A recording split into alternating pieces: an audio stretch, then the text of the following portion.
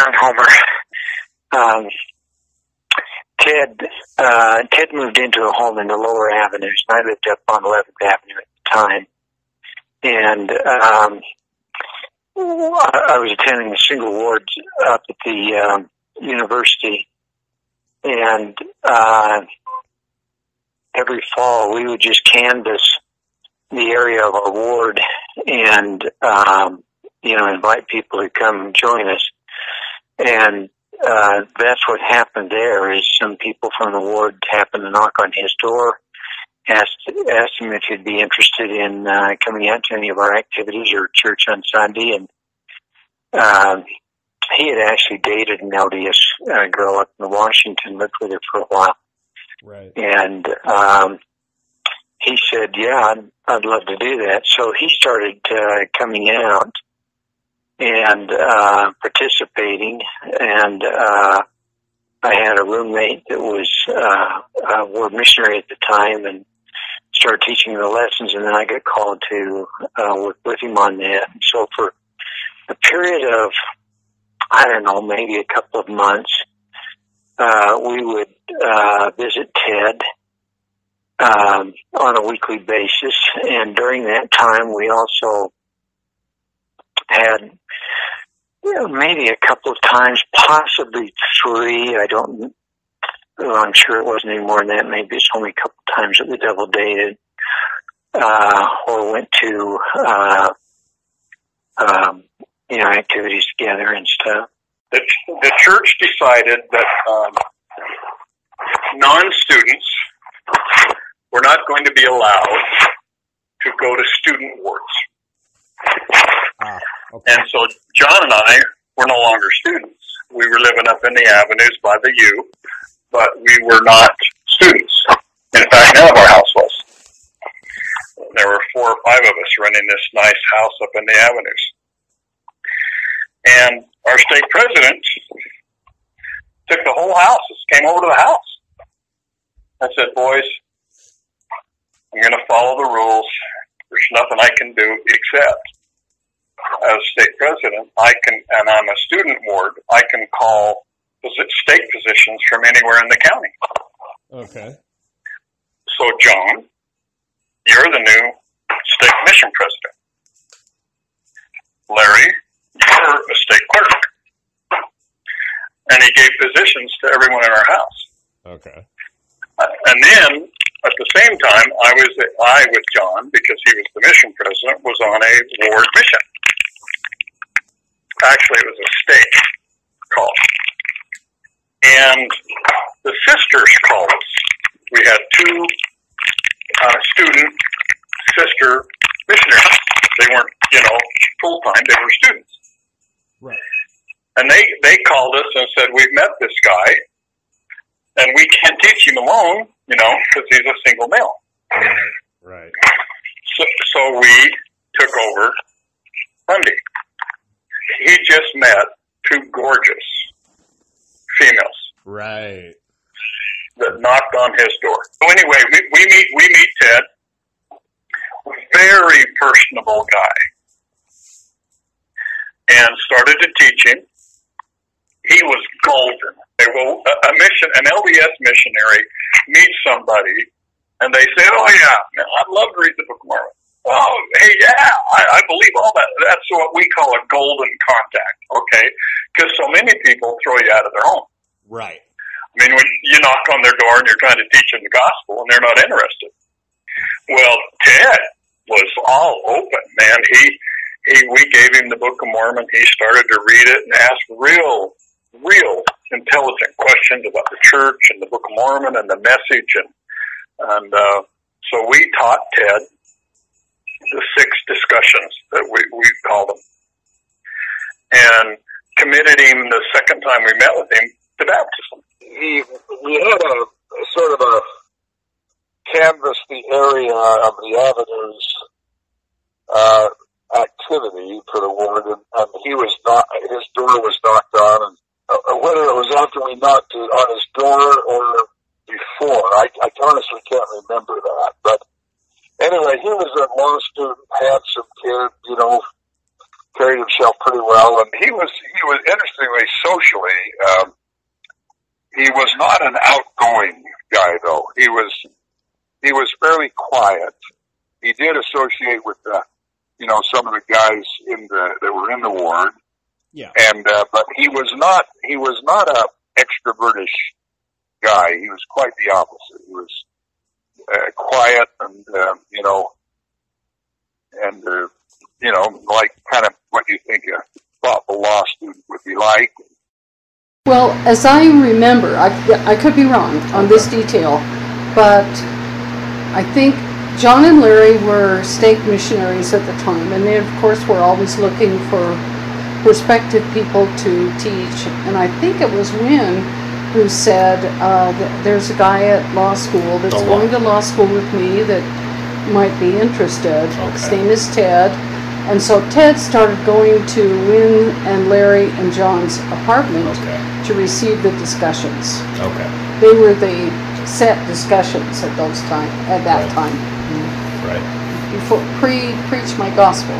Another event that I remember is that Ted had lived in a rented house up on the avenues. Mm-hmm. And of course we, as a branch, like to get together on Monday nights and have a family home meeting. Sure. And so they announced one Sunday, family home meeting will be at Ted Bundy's house. Okay. And it was, is it 1st or 2nd Avenue? 1st Avenue? 1st Avenue. 565 1st Avenue. Right. And so I remember going to his house and dishing up ice cream for a family home meeting. And I don't remember exactly what the activity was. I think it was just sitting around socializing and eating ice cream.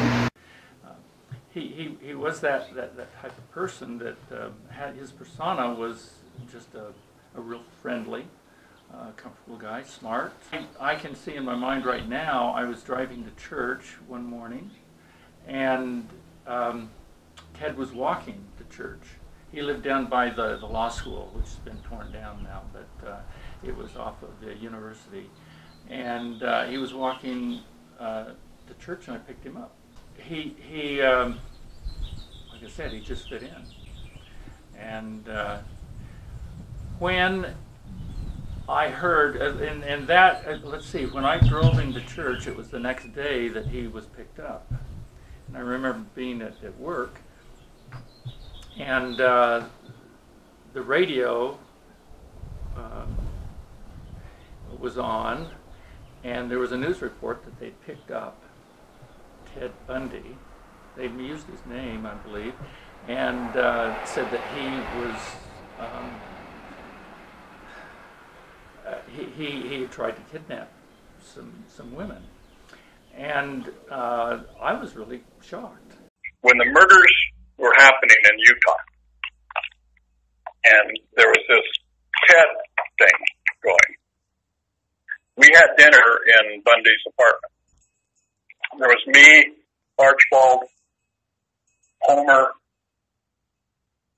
I can't remember if Barry Crowell was there or not, and Bundy was a fabulous cook. And he had all the accoutrements of a chef hanging from one of those things in the ceiling where you hang your knives and your pots and pans. Yeah, yeah. It was all there. And we got talking about the Ted murderer that everybody was looking for, and the composite picture. And the composite picture was based on the gal that got away. Carol Bartholomew at the mall, yeah, right. Yes, Carol Bartholomew. We took that picture and held it up. We passed it around the circle in the room and held it up to everybody's face. And it got to Archibald, and we started to laugh, saying it was out. And Bundy said, and I'm almost quoting, because I've never forgotten this, I know how someone could get away with this. Well, how, Ted? Well, I served on the governor's whatever crime commission in Washington. And this is how someone could get away with this. The police forces from city to city and county to county in Washington or anywhere in America do not communicate with each other. oh, he says, so you could kidnap a girl from one area, murder her in another area, throw her clothing in a third area, and her body in a fourth. And no one would ever connect it. Now, that was just a jovial discussion on, oh yeah, Ted, you know. Yes, I know. Here we are again. Ted Bundy's house, 565 First Avenue in the lower avenues. We are going to head up to the upper avenues. Let's take a peek. Yes, I know, there's a Volkswagen right in front of us, too. All right. So, in 1974, Ted moved to Salt Lake City. He had connections here. His girlfriend in Seattle was actually from Ogden, Utah originally, which is just north of Salt Lake City, about 45 miles. However, he moved here because he wanted to go to the law school. And when he was here, at some point, he made friends with the 6th Ward people of the LDS Church. It was a group of kids. They weren't really kids, but they were post-teens, mid-20s, and they were a little too old to be considered part of the University of Utah Singles Ward, although that's exactly what it was. It was an over 26 years old Singles Ward, and none of them were actually students at the university. They had all graduated by the time, but there was a group of them that had a house up here. A little cherry Mustang, right? Yeah. Dig it, man. Dig it. Dig it. Dig it. Dig it. What are we doing, Captain Boras? See, we are going up to 11th Avenue because these guys in the 6th Ward, they actually lived on 628 11th Avenue, way up here on the side of the hill. Beautiful view of the city. And from this viewpoint, you can kind of get a feel for just how hilly it is up here. It's like one of the, you know, everything in Salt Lake City is down in the valley, it would seem. But there are the benches. This is the north end of the city, just right down from downtown. It's pretty cool, actually, because you're basically, essentially, just right downtown, but you're in this kind of little neighborhood, and it's very quiet and peaceful. And there's guys with no shirts on walking around and stuff. I don't know, guys climbing around, but anyway. So there was a group of guys that lived up here. Bartholomew, Larry Anderson, John Homer, Alan Archibald, but all these guys, those 4 guys lived in a house together. And Sam Green was certainly part of that crew, as was Carol Bartholomew, or Carol Hall as she was known at that time, because they were all friends, they knew each other. And this is the house right here. Ooh, and the people just got home. And as we know from experience, they love us. Why don't we just whip it around here a little bit? The last tenants were much nicer. Pardon me while I whip this out. Name that movie.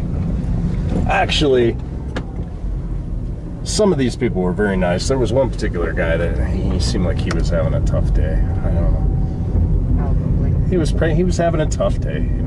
Anyway, this is 628 11th Avenue. There's a house on the right side behind the garage, or a unit I should say, and one on the left-hand side, and then there's a unit down below, so it's a triplex actually, right? The guys all lived in this upper level one, where you can see the address there as you just walk straight up to the sidewalk. And this is the house where Sam Green's birthday party was. The over 26-year-old Singles Ward party functions happened. They had It's family home evening. Family home evening. I've lived here my whole life, so I've been to them. Yeah, family home evening. They had a lot of visits where it's just basically social gatherings. And they had those down at Bundy's house as well. Yeah, and they did them at Bundy's house as well. And these people were very kind to Ted. They all liked Ted. He fit into the group very well.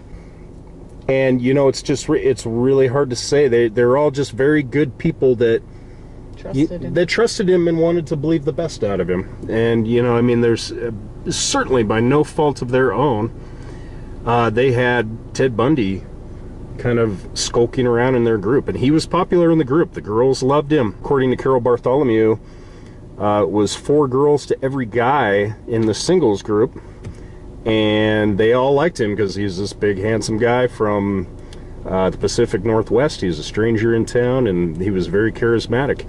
And a law student. And a law student. What's interesting is Win Bartholomew, who was one of the members of the 6th Ward, actually lived here with Larry Anderson, John Homer, and Alan Archibald, was a law student with Ted at the J. Quinney building at the law school at the University of Utah, which is kind of down that direction.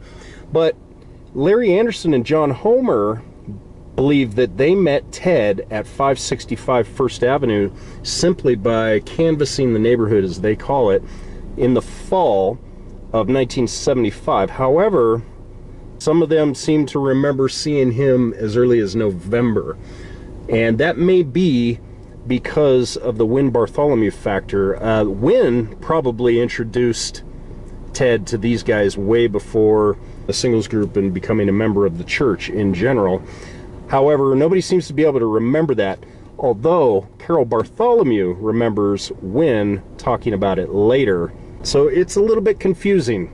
So sometime between late fall of 1974 and early spring of 1975, Ted began hanging around with the 6th Ward group. And that's where they hung out, right here. That was their house. 11th Avenue, Salt Lake City, Utah. Yeah, it was, I don't remember exactly which birthday it was, but we all got together, and he fit in with the group really quite well. Now, what's interesting is that we would get together up there frequently, and often on a Sunday evening after church, and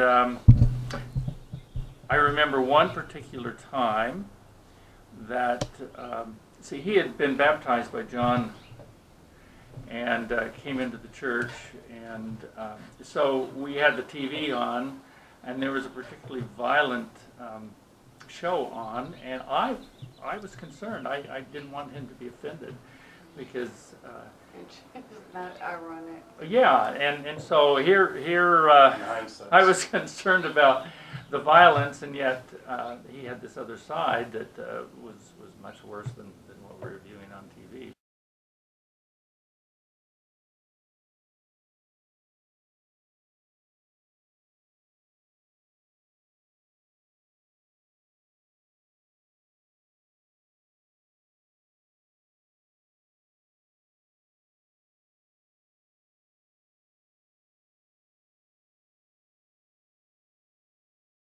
We were over there together. Carol was a member of our household, friendship-wise. She was older, had graduated, was a professional, had no connection to the student community, had moved back home, came to the war, and just, we invited her over, and she just became, she had free access to our house. You know how it is in an LDS singles branch, where it's 90% girls and 10% guys, right. And we all wanted to go out with him. Right. And when that particular picture was taken, I was giving a party for Sam Green, as a matter of fact. It was right. a birthday party in March of '75, and I was washing dishes, and he came up to me, and he said, "You look like you could use some help." And I thought, oh, he's so cute, and maybe he'll ask me out. And he started sort of flirting with me. Well, the man who eventually was my husband was standing behind me, and I love to take pictures of all our activities. And my husband and I, we were not engaged at the time, but we were the young adult activities people in charge. And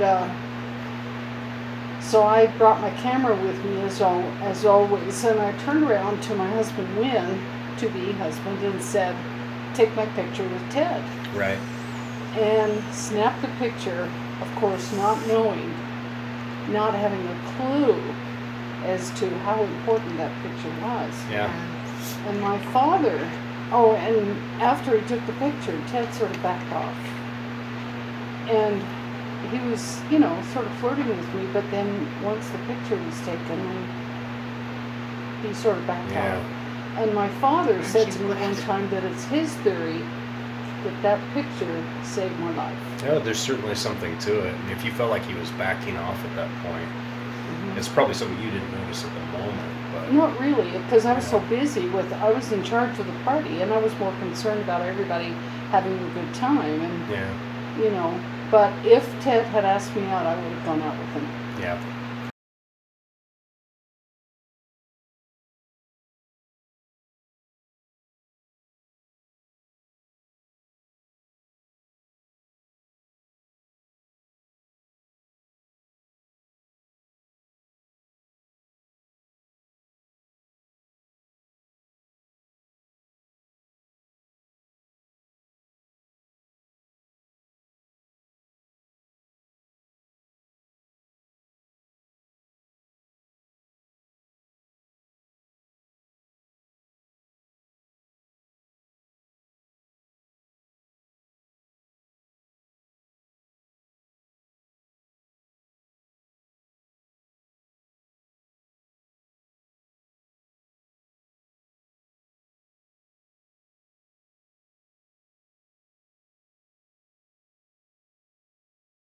So anyway, we figured Ted was just a golden contact. He's just the guy you want to talk to, okay. Oh, yeah. And so we invite him over to our home. We start having dinner with him. He starts coming to church. He's just a personable guy. Everyone in the student ward loved him, and we baptized him. Okay. And all the while, he's out murdering girls. Did you get the impression when you were doing these home teachings with him that he was sincerely interested? Oh yeah. Okay. When we got deep into the gospel, we talked about blood atonement. Okay. From the perspective of the Old Testament, most Christian faiths teach blood atonement. Yes. And the Old Testament says that the only way you can pay for committing murder is by shedding your own blood. Yeah. Ted believed that concept. But I remember that Ted was extremely bright. There was nothing about our interaction with him that was a telltale sign, or that I look back on it and think, okay, you know, I should have recognized this or stuff. He was extremely well versed in anything. I mean, there was nothing that you brought up that he didn't already have some background on, or knowledge about, or an opinion about, or you know, he was just very, very knowledgeable and very personable. He had charisma coming out the ears. Did you get the impression that he was very sincere in wanting to understand the gospel? And oh yeah. Okay. Yeah. Let me tell you my read on Ted after all of this, you know, was gone by and past, and you know, I've read several books on Ted that others have written, and what my feeling about him is that Ted was a guy that had split personalities. That he when he was the Ted that I knew, he was he was charming, he was fascinating, he was intelligent, he was very interested in whoever he was talking with. And as I said before, he was very well read, very, very knowledgeable about things. I mean, I just can't ever remember and I don't remember right now any of the things that we talked about, but I'm sure we talked politics. I'm sure we, you know, because he had some background here. We talked about a lot of things besides the church, and he was very, very knowledgeable about things, and he approached the church the same way. If we gave him an assignment on something to study or to read or to look up or whatever, when we came back, he had done it. And not only had he done it, but he had questions about it or comments about it, or he would give us his take on it. And that would happen week after week. So from a standpoint of being sincere, I think that part of his personality was totally sincere. And I think it was, kind of a Dr. Jekyll, Mr. Hyde type of thing. And as I have read what different authors have concluded, it's influenced my thinking about him, but it seems like, from some of the interviews that were done when he was down in Florida, where he would talk in the third person, and he would say things that led me to believe that he was remorseful after having killed someone and resolved never to do it again. But as time would go by, it was like there was an oven inside of him that somebody turned on high, and it just got higher and higher, and the water boiled over. And at that point, he acted on it. Okay, over here we got good old East High School, where they filmed High School Musical. You can find that pink locker. Zac Efron was in that movie too, folks. Yep, that's where it was filmed, right there. But we're not talking about High School Musical today. We're talking about Ted Bundy stuff. The 6 Degrees of Ted Bundy. With Zac Efron. I wonder if Kevin Bacon has a degree with that too. That'd be interesting. But anyway, we are heading up the hill towards the Hogle Zoo. Also, on the way up here, we are going to drive right by the steakhouse where Ted Bundy was actually baptized by John Homer, Larry Anderson, and state president Michael Preece. We are coming up here. It's just up past these stoplights up here. But interestingly, up past the zoo is the property where the urban myth is that Ted Bundy lived on this property as Ted Bundy's cellar. You've seen a million videos of it out there. If you do Google searches for Ted Bundy's cellar or Ted Bundy's house, you're undoubtedly going to find about 150 videos of people going, "Oh my God, we were up at Ted Bundy's cellar." It was not his cellar, folks. Guess what? He never stepped foot on the property. He probably rode his bicycle by it when he was on his way up to Michael Preece's house, who lived up there and still lives up there.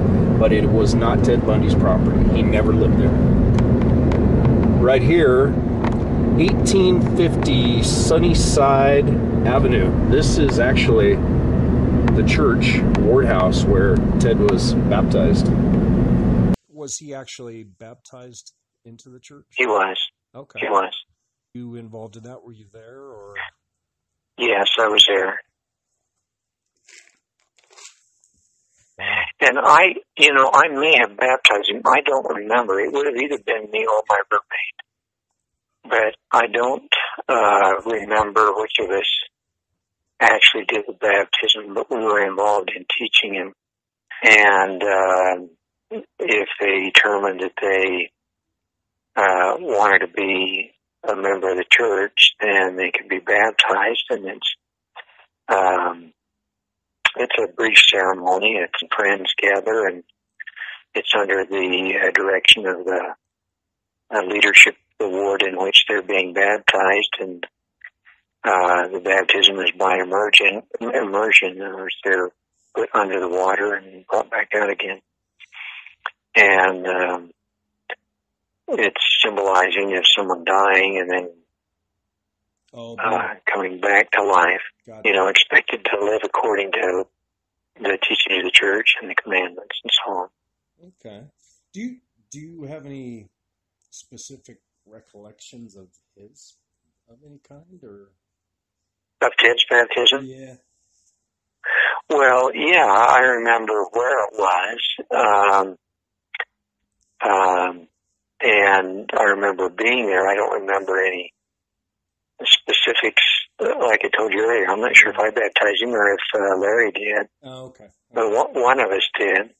And, typically after that, there's just mingling and people congratulating. And okay. Well, how come we haven't baptized you? That's a good question. Well, I don't know. That's a long story, but. Well, when you're baptized, a priesthood holder has to baptize you. Right. And there's two parts to that. The one who physically steps into the font and does the baptism. And then the other part is confirming you a member of the church. And those are two different things that happen. John baptized him, and I confirmed him. That's how that works. Okay. No different than the ones you've been to. Okay. I've baptized or set apart a lot of people. They're all the same. You've got a font, you stand in front of it, somebody gives a little talk on the Holy Ghost, and then the person getting baptized and the baptizer step into the font and you baptize them, and they come out and get their clothes on, and then you confirm them a member of the church. It isn't a real party thing. It's just a very subdued religious ceremony. And to be honest with you, I don't think Homer or I could remember what went on. I think we went over to the house after and probably had dinner. I don't know. Okay. I mean, if it was just a 1 or 2 time incident where we had Ted over, it would be one thing, but Ted was always at our house. Right. I mean, we were his contacts, his group. Well, that's what I'm a little confused at. John Homer would have a better memory than that. I can't remember if we tracked him up. When I say tracked him up, we just discovered him as a single guy from the Northwest going to law school. Okay. Whether he was a member of the church or not, it's very possible that he was not, and that he was baptized after we picked him up, and that therefore he was a new member.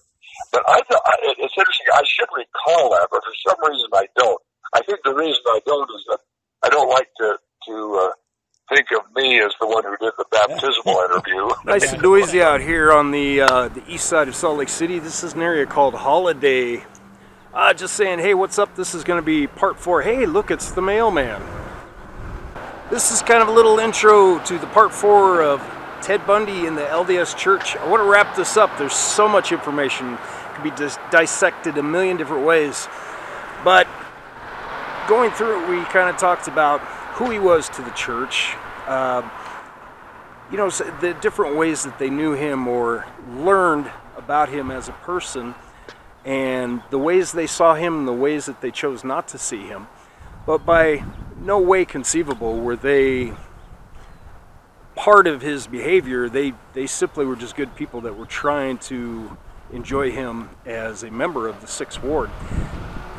Post-missionary, post-college, Ted Bundy, it was basically a singles ward for kids in the LDS Church who, at that time in their age, most people are married off. They even actually have 1 or 2 kids by that time. And that's kind of where they were at. They were a bunch of people that were being social, trying to pair up and hopefully meet some people that they could spend the rest of their lives with. And so this is kind of the last section where we talk about how Ted's downfall in Utah after August 16th, 1975, when he was picked up by Sergeant Robert Hayward of the Utah Highway Patrol. And it was kind of a downhill slide into the Carol Bartholomew kidnapping trial, and ultimately to him being transferred to Colorado and his disassociation with the church. And I just thought you'd think it was fun. Also, right behind me, if you're a real masochist like we are, I don't know if you can see this little driveway right here. That is where, in The Deliberate Stranger, Mark Harmon yanks his Volkswagen into that little driveway. If you don't believe me, rewind it and watch it. And attempts to abduct or handcuff the Carol Bartholomew character. I love her comment about the 8-track, by the way. I wish I had an 8-track. But anyway, I hope you enjoy it. This is going to be the last thing I have to say on the Mormons and the LDS piece. And I hope you guys are all having a great weekend and loads more to come. Been a really, really busy winter, but lots more videos to come and just ridiculous amounts of data here in Utah that I've been sifting through. But anyway, West High Yo. It is better to light just one little candle than to stumble in the dark. Better far than to light just one little candle. All you need's a tiny spark. If we all said our prayers that the world would be free, what a wonderful dawn of the new day we'll see. And if everyone lit just one little candle, what a bright world this would be. What a bright world this would be. We are the missionaries, we are the missionaries, to spread the gospel to the people. It is our duty to spread the word of God.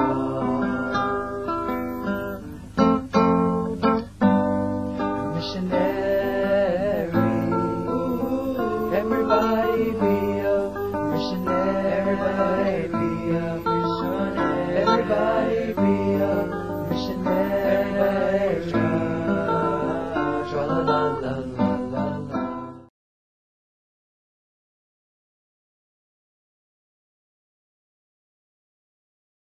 When my friend called me at work and said, "Hey, they've arrested somebody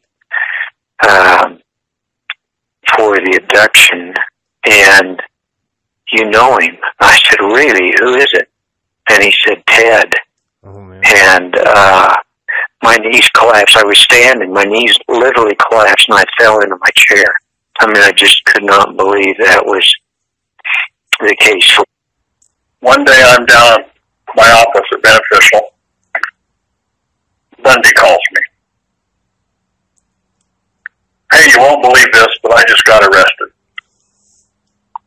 I said, "Oh, you're full of crap." "No," he says, "I'm serious. I'm sitting down here at the county jail." Whoa. I said, "What for?" And he says, "They think I'm the Ted murderer." Yeah. I said, oh, Bundy, get off it." He says, "No, I need you to do me a favor." I said, "Okay, what?" "Well, I'm afraid I'm going to get raped down here. So unless I pay the inmates off, they'll probably rape me. I just put you on my guest list. Can you smuggle 5 or 6 $5 bills in your mouth into the jail?" Whoa. I said, "How do I do that?" He says, "Roll them up and put them in your cheeks." So guess what? I did. Wow. So you smuggled in about $30 or so? Years before, I had remembered, for whatever reason, picking up a Reader's Digest and reading a story about this man who, up in the Northwest, was feigning an injury and wanting these young women to help him get the boat on his car. Yeah. And they called him Ted. And that never really surfaced in my mind until, shortly after he had been transferred to Denver. Yeah. But that was him. One day, on a Saturday, he called me on the phone and said, I need to see you. And I said, well, Saturday, will it wait till tomorrow?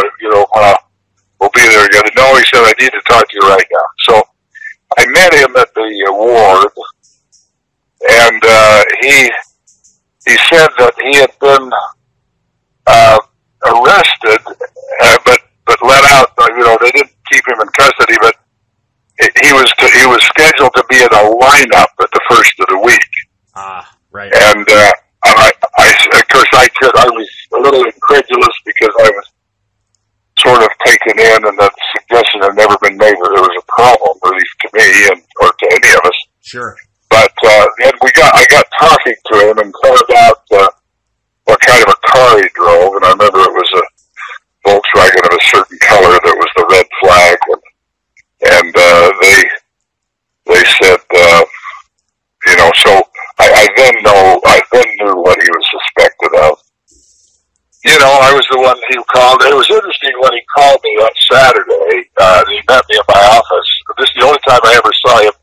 He was frightened, I could tell. He was, in medicine we say diaphoretic. That is, he had sweat on his forehead, and it wasn't that kind of a day. And I could tell that he was overtly frightened. Sure. That was the only time I ever saw him in that condition. But he was that way, and of course, I ended up when we talked a little bit, I ended up not, I'm sure, being very comforting to him because I was worried that he was the very one that they were after. Wynn and I got married in September of '75, and we came back to Salt Lake for Christmas. Mm-hmm. We had been in Charlottesville, Virginia, where he was at Judge Advocate General School for 3 months.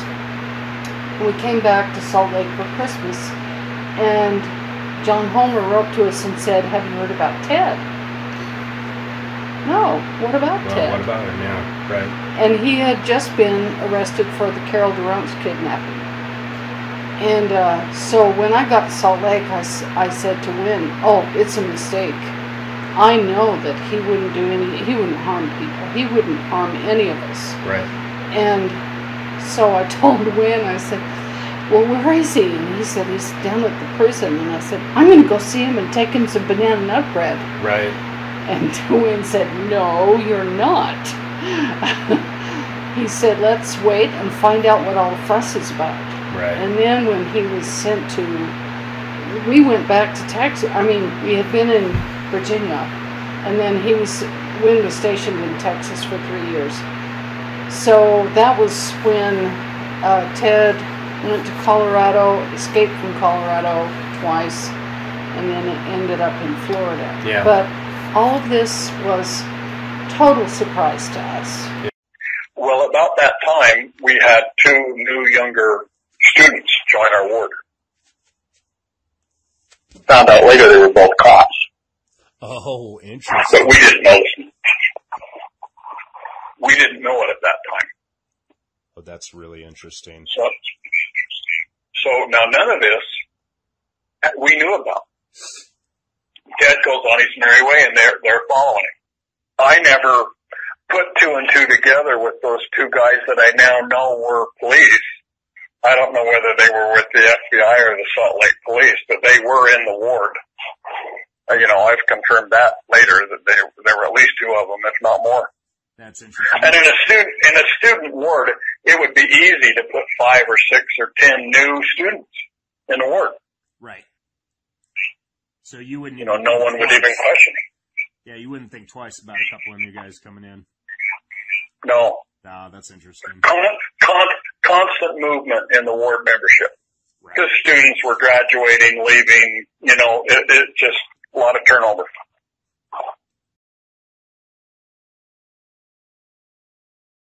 I remember we went to ward, had an activity up at Bear Lake one weekend, and Ted rode up with us, and somebody told me later that we had been followed all the way up there, and that and I think maybe it was the FBI, Okay. That they had gone up and stayed overnight up there while we were there, followed us back when we came back, and my comment was they must have been going fast because we were late and we were speeding. So I remember that comment. But that was I think a Thursday night, Friday night. Tell me about that trip. What you remember about that? Just generally. It was just we had condos that we'd rented up at Sweetwater at Bear Lake, and that facility, has tennis courts and swimming pools, and then of course the lake, and it's got the golf course, and so we'd just go up and arrive on a Thursday night, spend all day Friday and half a day on Saturday. The ward would, and there'd be 100 people there, and it was not so much a structured thing other than the meals. We would dig a pit and roast the pork, that, and sing around the fire and chew the fat and stuff like that. But just a lot of activities during the day. But I don't think there was any pairing up. Ted just fit in with everybody, and if we were golfing, he was golfing. If we were water skiing, he was water skiing. We had a party up at Bear Lake, where the ward, all the kids went up. This was a singles, student ward where we had a lot of nursing students and so on. But anyway, I got a call, before we went up to this party from from the police department. And they said, we wanted to just let you know that we're going to be watching while you're at this party. We're going to be watching one of your your ward members. We're going to be keeping an eye on him. So if you happen to catch sight of us, don't worry about it. I said, well, who is it? They said, well, we can't tell you. But, we now know it was Ted.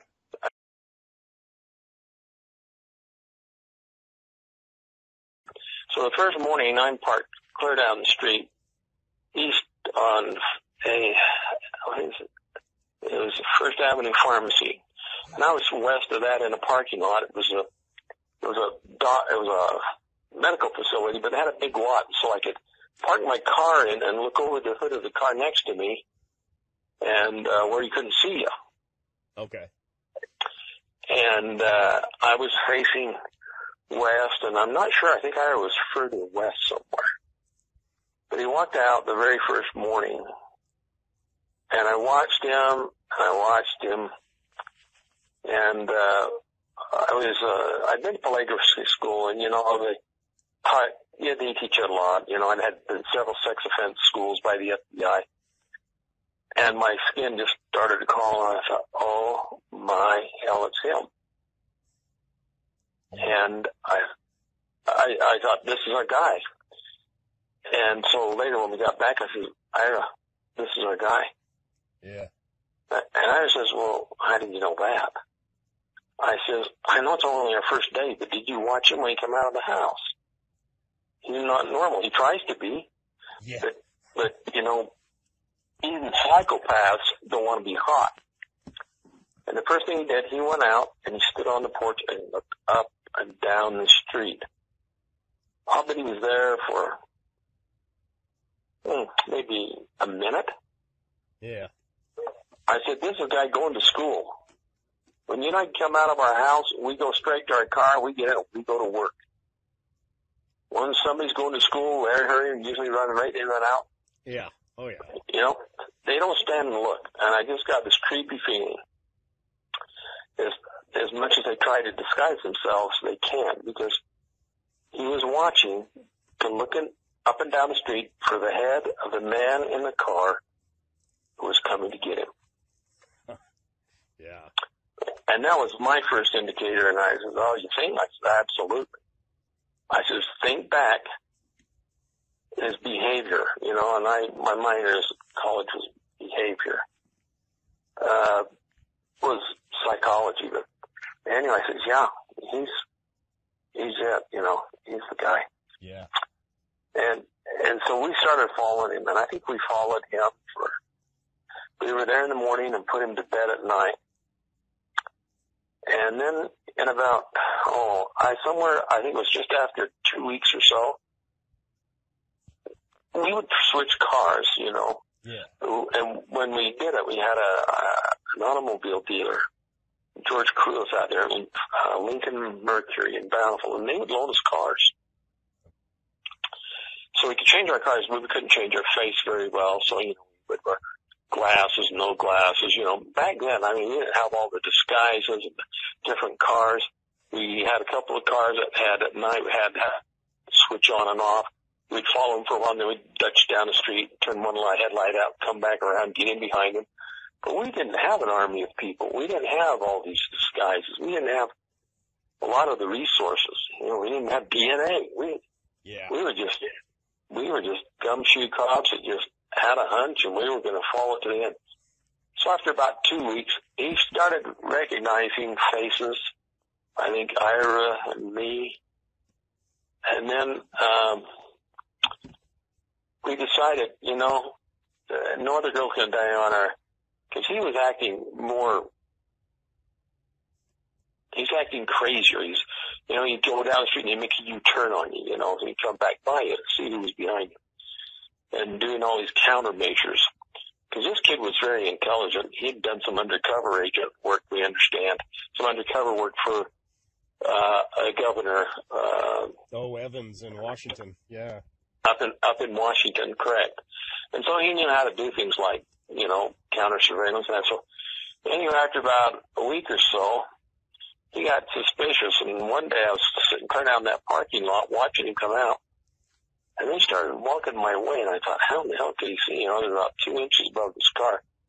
So he come down, and he walked down the street just to the west of me from his house. He come down the next block, walked west, went down to, I believe it was South Temple, come back around in front of that, up on the block east of me, and then he walked in front of me, and I thought, he's coming around the block. So I got out my lunch, and I was sitting there like I was eating my lunch at 10 or 11 in the morning, you know, like I belonged there. We had blind plates on our cars, so they weren't, but he knew how to run 1028s. But when you have a blind plate, you probably investigated this enough to know that he tried to run our car plates, I think, and it comes back not listed, see commission. Well, right there, that's kind of an indicator. Right. So a couple of weeks later, he started driving really crazy, and we figured he had made us, you know. So I thought, okay, we're just going to follow him. So one day we go up to the University of Utah, and I'm 2 cars behind him, and 13th East, and just north of, 4th North. It'd be about 2nd North. He went up on the street just above 13th East, was headed down towards the, so I imagine that's about 12th East, and about 2nd North, he's headed southbound, and right there in front of the big U, where the big driveway of the U was, where all the administrative buildings, on the southwest corner, there was a drugstore. It faced onto, I guess it was about 4th North, 3rd North, about 2nd North. Yeah. We come up to that intersection. I was 2 cars back. So he parks his car right in front of the road that goes up around the administration buildings, right in front of that grocery store or drugstore. He jumps out in the middle of the street and he squats down. Well, he's got a camera in his hand. He's going to take our picture.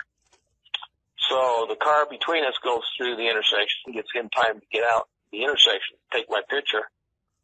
And of course, the next up, I just hit my gas and I aim my car at him, you know.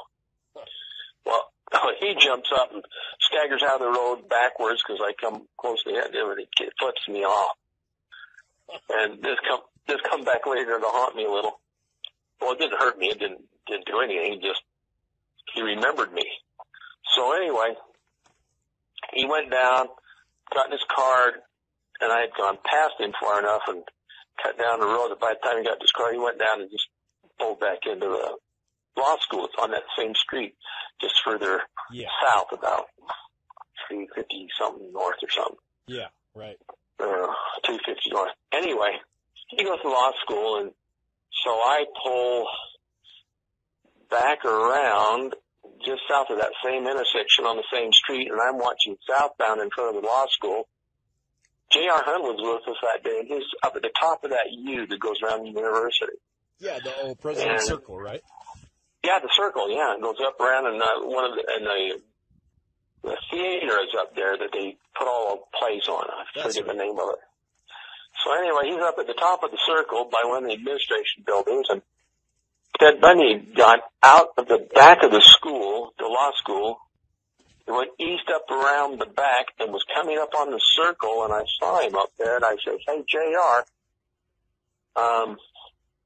he's coming up your right rear corner." And he just raised his camera, and JR put his hand up to the side of his face, like over his ear where he goes to take his picture. So I got a picture of JR flipping him off. So he drives away around the circle and comes down. I said, "That was close." He says, "Yeah." He says, "He's stalking us." And I said, "Yeah." And so when we went to trial on him, we up here, I was in court one day, and he was sitting there, and I says, "Ted," I says, "my name's Detective Collard." And I said, "You know, I don't believe you've done any of these heinous crimes they're saying you've done." I try to be Mr. Nice Guy, you know, and I said, "You know, I just got back from polygraph school, and I'm really good at what I do. How about letting me test you and prove you didn't do this?" He says, "Are you shitting me?" He says, "You're the asshole that tried to run me over and up to you." And I said, "You know, Ted," I said, I didn't try to run you over. I just pulled by to say hi, because I was aiming right for him. I said, "No, I said, I'm a really good driver, Ted." I said, and I wanted to kill you. I would have killed you. But I said, "But I believe you. You know, I don't believe you're guilty of all this stuff. So let me run a polygraph on you." He looked at me like, "You go to hell," you know. He told me, "You can go to hell. You ain't tested me." He recognized you. That's crazy. Oh, yeah. Well, when I went by him, I was only about 2 feet away. You know, I mean, I aimed right at him, and he jumped out of my way, and never did get a picture of me. But yeah, he was going to try to claim police harassment or something, I'm sure. So he arrests him on possession of perjury tools, which he knew damn well wouldn't hold water. Right. But they got him downtown, photographed and fingerprinted, and then they let him go. He posted bail with the title to an old truck that he owned. Wow. One time, and I think we blew them off. We refused to cooperate. Uh-huh. The truck he used to post bail. Okay. The cops never caught on to that.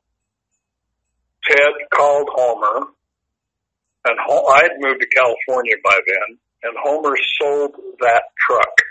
Homer sold the truck.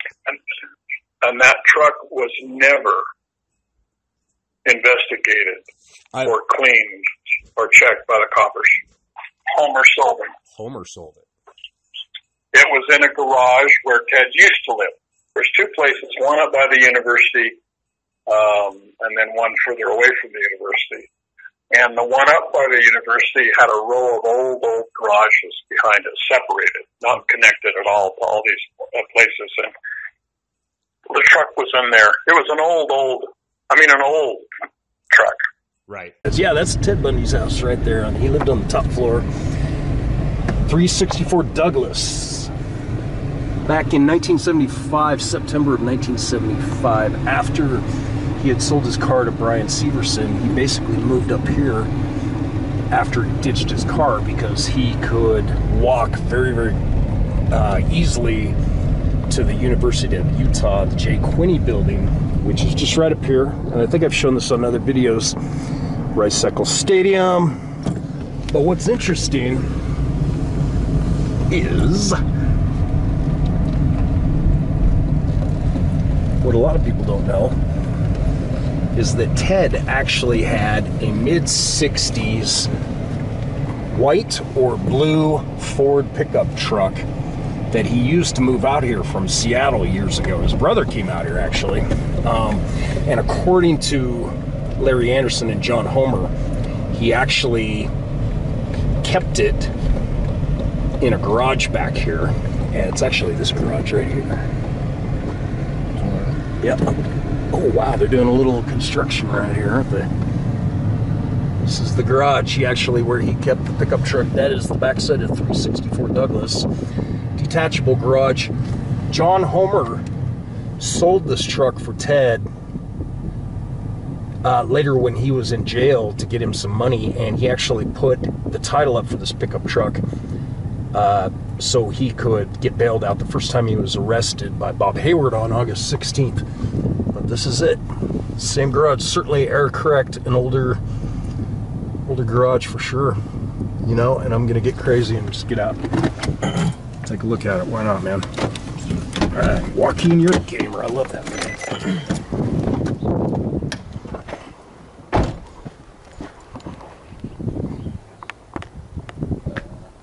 That's how it's old, man. Yeah, it's older. That's older. I mean, it's not super old or anything, but you can tell, like, compared to some of these newer houses. Yeah, yeah. Certainly 70s, right? Yeah. 60s, maybe. Yeah. Oh, yeah.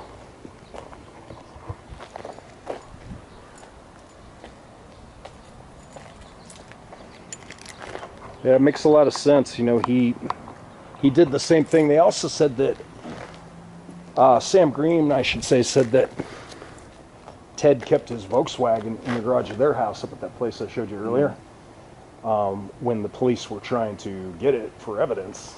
And he was really quickly trying to get rid of that car. He was trying to turn it over.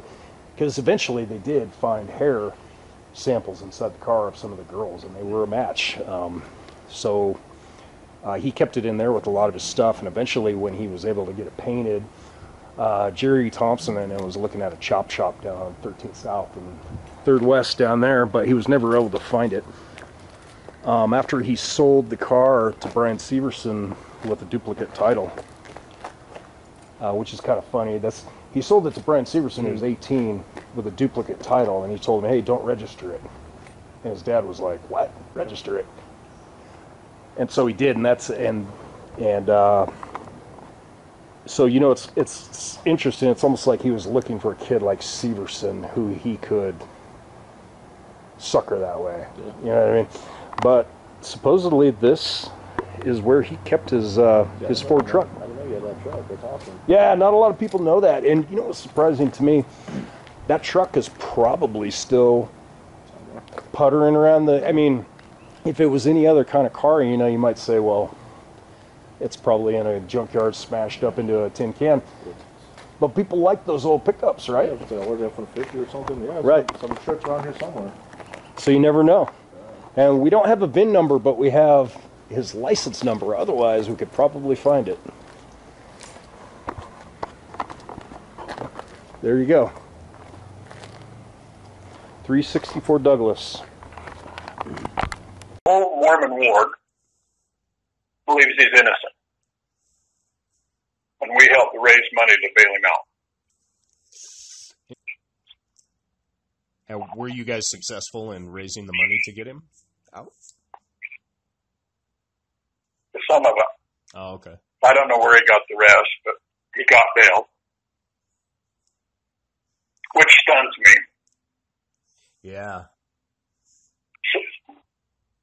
So he gets out of jail. They know our apartment. So he comes to our apartment. We know they're going to follow him at his place. We know they're going to follow him at our place. We believe he's innocent. So we smuggle him out the basement into a different place. Now, whether the cops followed us or not, I honestly don't know, but we thought we fooled them. So you took him down through the for the night. Basement, I'm sorry, down through the basement, out the window or something, and Yeah. took him elsewhere. And get it? Bundy goes on trial. Now, John goes to the trial. I decide I don't want him. Then the trial was held, and I was able to go to all of the days of the trial except for the last day. I had a business commitment that was out of town that I couldn't get out of. I found the trial to be very interesting. I mean, it was obvious that she had gone through a traumatic experience, but the defense was very, very effective in counteracting the evidence that was presented. And I remember joking with Ted during the breaks, on Thursday evening after the thing was over. And I said, I can't be here tomorrow. It's been nice knowing you have a good life. I mean, being totally facetious, I really thought that the defense had shown that the evidence was circumstantial, and was flabbergasted, when I heard that the judge found him guilty. And then,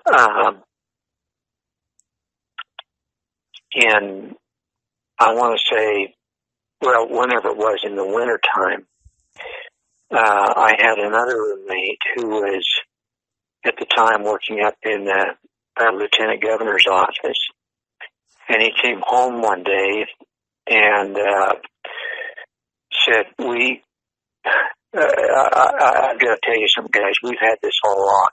We all, until that time, believed that they had the wrong guy and just could not believe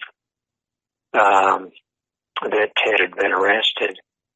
And he said, Colorado wants to extradite Ted, and in order to do that, they have to send evidence. And he said, the evidence they send is very specific. They found pubic hairs that are microscopically indiscernible from 2 of the 3 girls that were killed over there. Yeah. They've got records of his credit card being used to buy gas. They've got telephone records from the call that he made over there in the general area.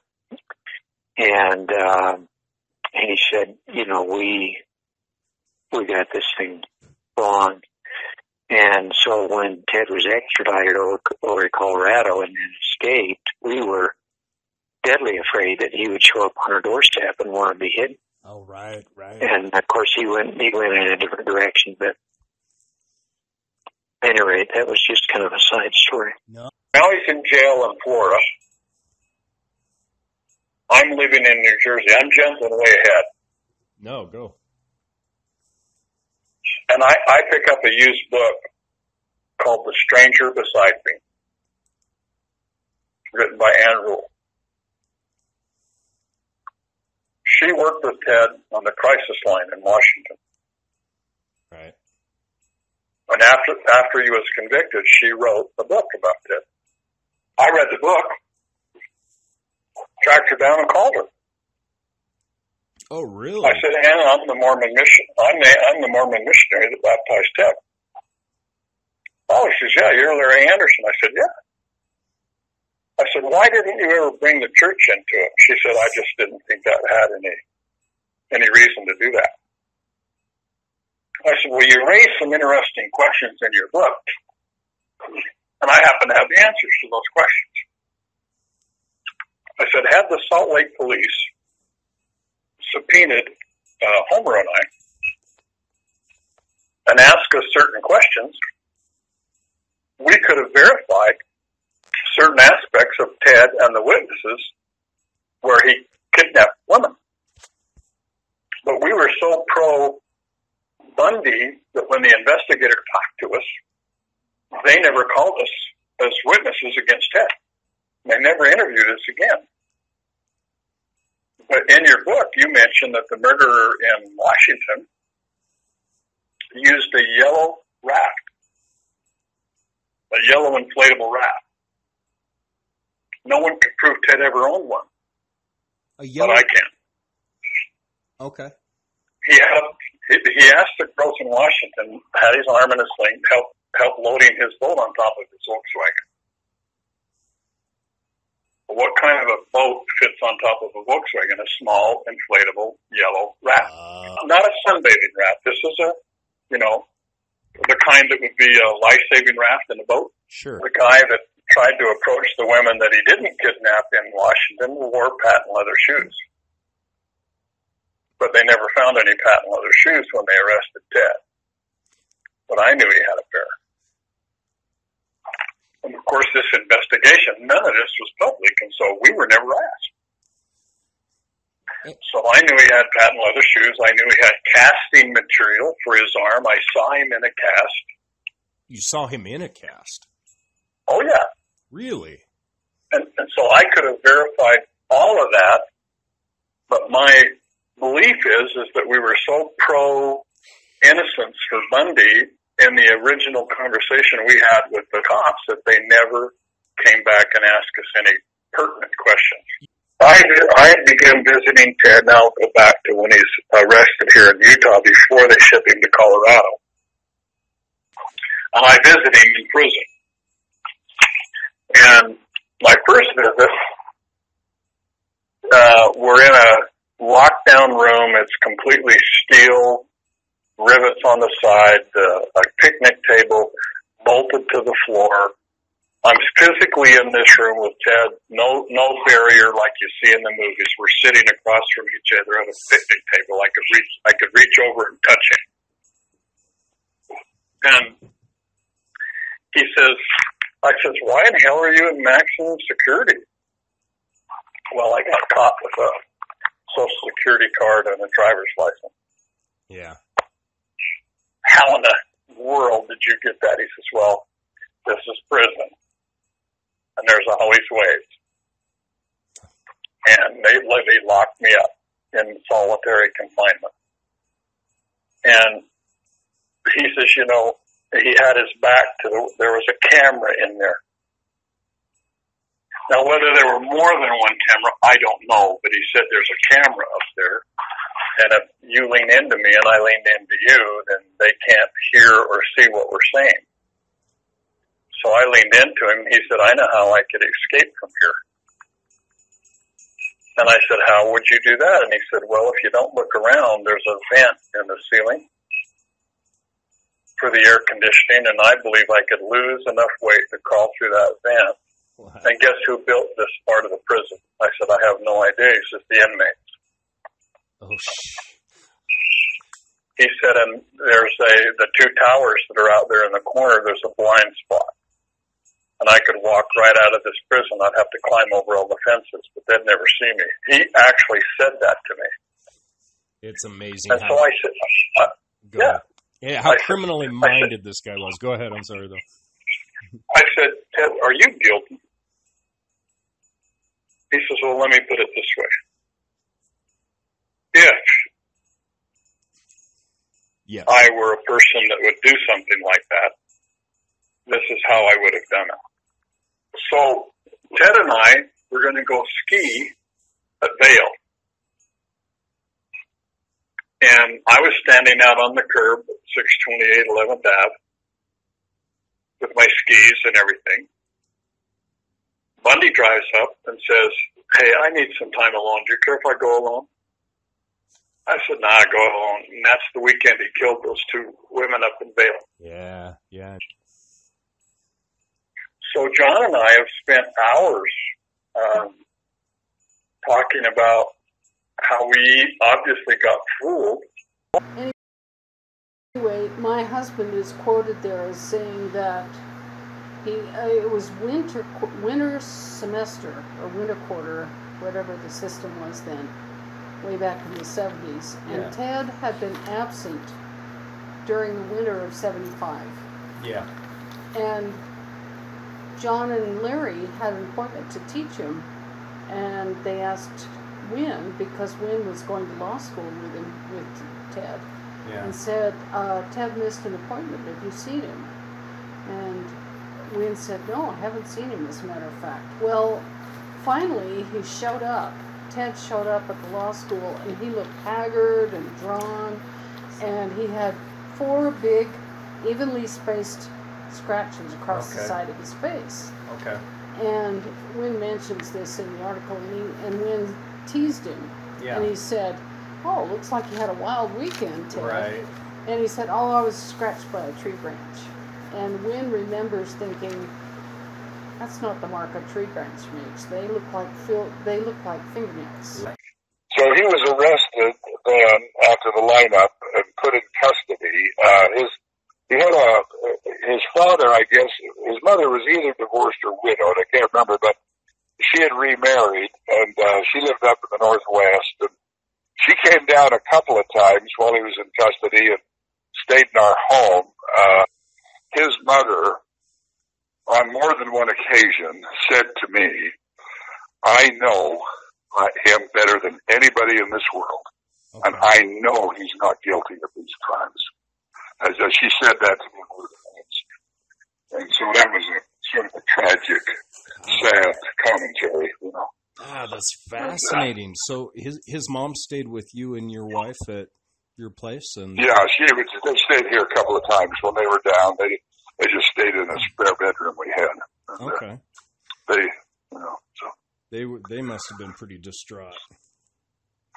Well, she was. He was a little bit detached because he was a stepfather, but yeah, she was very, very, very distraught over it. But again, absolutely convinced that he was innocent.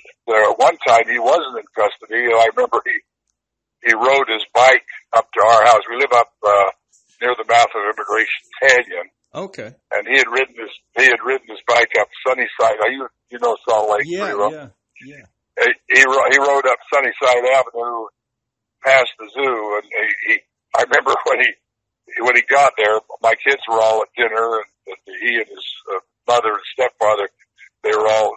So he came to dinner, and I'll never forget. He commented, I rode past the zoo. I just couldn't have the idea of those animals being caged up. I thought that was a little ironic, but at any rate, he ended up then being arrested and charged with the crime of at least one of the murders. I think he was guilty of many by that time, probably. Right. And we held a little disciplinary council at Bishop's Court. Were able to excommunicate him, and then we had the obligation of letting him know. By this time, he was at the Utah State Prison. Okay. So my wife and I drove out to the prison and arranged to meet him. And I'll never forget, there was a big room, and we were allowed in the room together with him. And he said, "Oh, this is so impersonal. Let's sit over here in the corner." And then he said, "This is all going to be cleared up. Everything's going to be fine."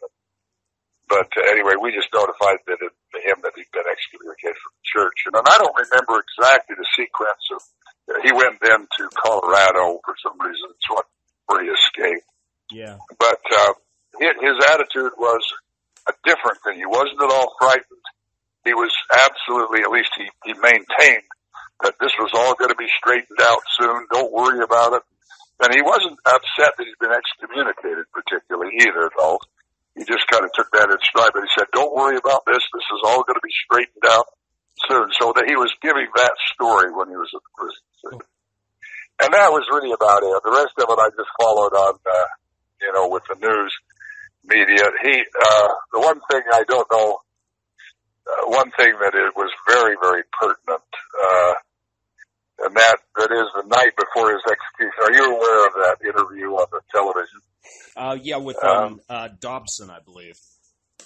Yeah, James Dobson, the focus on the family. Sure. Yeah, if you know about that, because the essence of it was that I think he told the absolute truth. I mean, he said that he got started with a sexual addiction, with pornography, and it turned out to be a very malignant addiction. He said, I'd get the urge to do something.